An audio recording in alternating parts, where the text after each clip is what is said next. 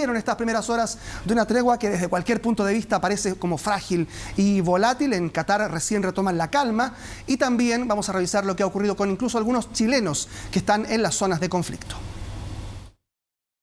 Hola, bueno, esta es la zona central del kibutz. Estamos en el primer día o en las primeras horas después de la tregua. Todavía no se ve mucha gente. Hernán López, chileno en Israel, nos muestra la tranquilidad que hay en el kibutz donde vive. Aún hay luz de día, son las 7 de la tarde. ¿Quién diría que hace solo unas horas, al amanecer de este martes, la calma se sentía muy lejos? A las 5:15 recibimos en los celulares avisos de entrar en los refugios. Yo entré a los refugios y me di cuenta que era mucha menos gente la que iba generalmente. Cuando salí del refugio, no alcancé a llegar a mi casa, otra vez sonó la alarma, volví al refugio y esta cuestión pasó 4 veces. Como que no querían, ya no le creyeron nomás a la cuestión. Hasta que explotó uno arriba de nuestra cabeza y dijimos, bueno, y ahí entendimos que esta cosa iba a seguir hasta las 7. Y es que los ataques hacia Israel y también hacia Irán continuaban luego del anuncio del alto al fuego por parte de Donald Trump. Siempre las informaciones de Donald Trump son como un poco difíciles de digerir, no sabía en realidad cuánto es en serio y cuánto no. El miedo que nosotros teníamos era que nosotros hemos pasado mucho alto al fuego en diferentes situaciones y es muy fácil que las cosas se descontrolen porque un misil va, un misil viene. Hernán dirige una organización de chilenos en Israel y trabaja en un centro de distribución de madera. Está cansado, al igual que miles de ciudadanos en Medio Oriente. Vive en un estrés constante y ahora solo espera que las cosas algo se tranquilicen. Podemos decir que sí, hay tranquilidad. De hecho, hoy día estaba hablando con algunos amigos que mañana los colegios al parecer van a volver a tener clases, las instituciones van a funcionar. Y es un poco esquizofrénico, eso sí, porque pasaste una tensión muy grande a de repente una situación, entre comillas, normal. Así vio el cielo Marcela Tais, chilena en Qatar, mientras trabajaba como DJ en un hotel en la ciudad de Doha.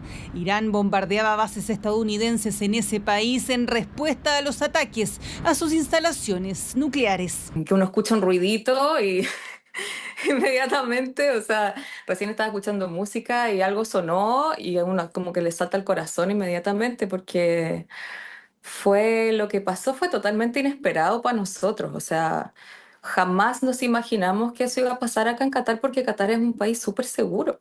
Marcela describe lo que se vive como una tensa calma luego de que comenzara la tregua. No podemos confiar en que esto se vaya a terminar acá, porque se ve que el conflicto es mucho más grande y que probablemente vaya a durar meses. Felipe Rojas también reside en Doha. Claro que está un poco más tranquilo.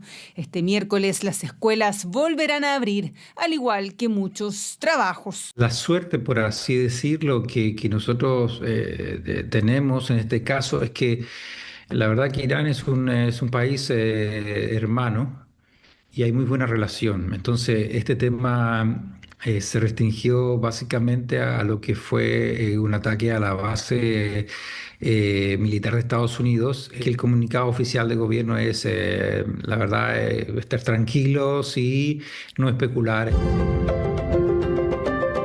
Marcela Salinas logró salir de Irán, país en el que andaba de turista. Ahora pasea en Antalya, Turquía, y aprovecha de tomar un café un poco más tranquila. Bueno, en realidad la gente está optimista, pero un poco incrédula. O sea, como yo creo que quiere creer, pero no está segura si va a durar. Porque como lo que se comenta es que los egos de los involucrados son como grandes, entonces cualquier cosa es muy frágil que algo lo desestabilice y pueda quedar en nada. Son los chilenos que residen o estuvieron de paso en la zona de conflicto a la espera de que el alto al fuego sea permanente. Por ahora, al menos, dicen vivir lo más cercano a una tranquilidad. Vamos de inmediato a Washington con el periodista y analista Patricio Zamorano. Patricio, muy buenas noches. Junto con saludarte, de inmediato una pregunta sobre una información que está en este momento en los titulares de los principales medios del mundo. Un informe filtrado del Pentágono que diría que los ataques de Estados Unidos no lograron generar un daño mayor, tal como lo había dicho Donald Trump, sobre las instalaciones militares de Irán y las instalaciones nucleares en especial. ¿Qué sabemos sobre ese informe y qué se comenta en Estados Unidos? Hola Patricio, buenas noches. Así es, buenas noches, acá directamente desde el frente del Capitolio de Washington DC, con mucho calor también hoy día, récord histórico. La verdad es que el calor está en la temperatura, pero también en el ambiente político acá en la ciudad, porque efectivamente la portavoz de la Casa Blanca fue extremadamente dura con respecto a esta filtración, porque según lo que ella estima, es una filtración un poco para perjudicar al presidente Donald Trump, y sin duda que lo hace, porque desmiente un poco esta tremenda algarabía que tuvimos el fin de semana pasado, cuando Donald Trump anunció de una manera bastante intensa que se había destruido todo el arsenal nuclear de Irán, y el reporte que se ha dado a conocer filtrado dice exactamente lo contrario. ¿Se hizo daño? No hay ninguna duda, hubo un daño aparente, hubo un daño de las instalaciones superficiales, pero especialmente aquellas instalaciones que están al interior de montañas bastante profundas, se dice que no han sido tocadas y que Irán ya no tiene la capacidad para seguir operando, no en años, sino que en meses.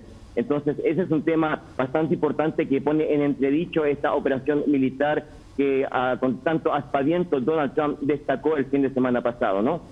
Claro, en todo caso, la Casa Blanca, Patricio, no es que haya desmentido ese informe, no ha dicho que no existe ese informe, que es un informe emanado también por el gobierno, por la inteligencia del gobierno de Estados Unidos. No desmiente que exista, sino que dice que no es real, que lo que dice el informe no sería lo que ha ocurrido, y tal como tú decías en detalle, diría que solamente se ha retrasado esta investigación de instalaciones nucleares, pero no que ha quedado absolutamente destruido el programa nuclear de Irán, que es lo que habían informado.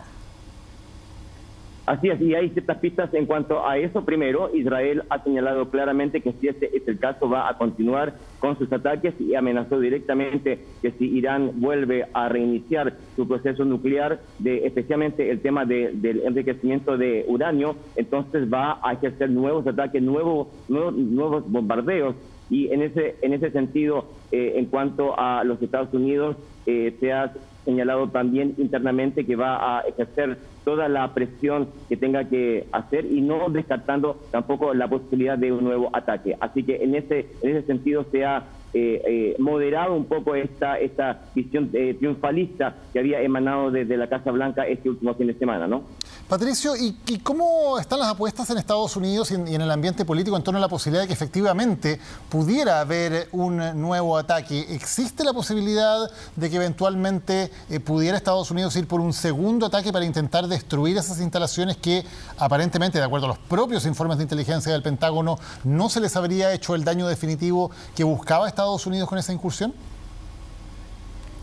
Vamos a ver, hay que recordar que Israel continuó atacando las mismas instalaciones, lo que te da una señal bastante clara de que algo pasa con la efectividad de ese daño. Si no habría pasado eso. Ha habido informes que Israel ha estado bombardeando accesos, rutas de acceso a algunos de estos sitios, especialmente el que está allá en una profundidad bastante importante dentro de las montañas de Irán, y da la sensación de que efectivamente no fue un 100% efectivo. Yo quiero destacar también un poco la reacción de Donald Trump hoy día, más allá de lo anecdótico. Yo pienso que es primera vez que un presidente dice groserías como la que expresó en vivo hoy día. Eso habla un poco de lo que analizamos ayer también, de la desesperación de Donald Trump, y en ese sentido, con la alta presión que tuvo internamente por el hecho, lo dijimos ayer, el hecho de que haya roto una promesa tan fundamental de campaña de no iniciar ningún ataque bélico bajo su mandato. Y en ese sentido se mostró claramente la frustración que tuvo Donald Trump con respecto a que este anuncio de un cese al fuego, de una tregua que anunció con tanto aspaviento, no era efectiva en el momento momento en que lo había hecho, y efectivamente tanto Israel como Irán continuaron con los bombardeos. Así que lo que pasó hoy día, aparte de dar ciertas dudas sobre la capacidad mental de Donald Trump, de la forma en que reaccionó, se vio muy débil, se vio sobrepasado por los hechos, se vio sobrepasado por Israel, especialmente porque la verdad es que generó un impacto bastante grande. No sé si se captaron las noticias que emanaron desde Israel, una sorpresa enorme por la forma en que se expresó la frustración frente al gobierno de Netanyahu, y en ese sentido crea, yo te diría, un poquito un antes y un después en cuanto a este conflicto, porque obviamente Donald Trump tampoco va a tener paciencia con Israel entonces. Así que ese es un cambio de folio importante desde lo que pasó el fin de semana pasado, ¿no? Gracias, Patricio. Patricio Zamorano, despachando en vivo para Chilevisión Noticias desde Washington. Muchas gracias. Muy buenas noches. Muchas gracias. Saludos.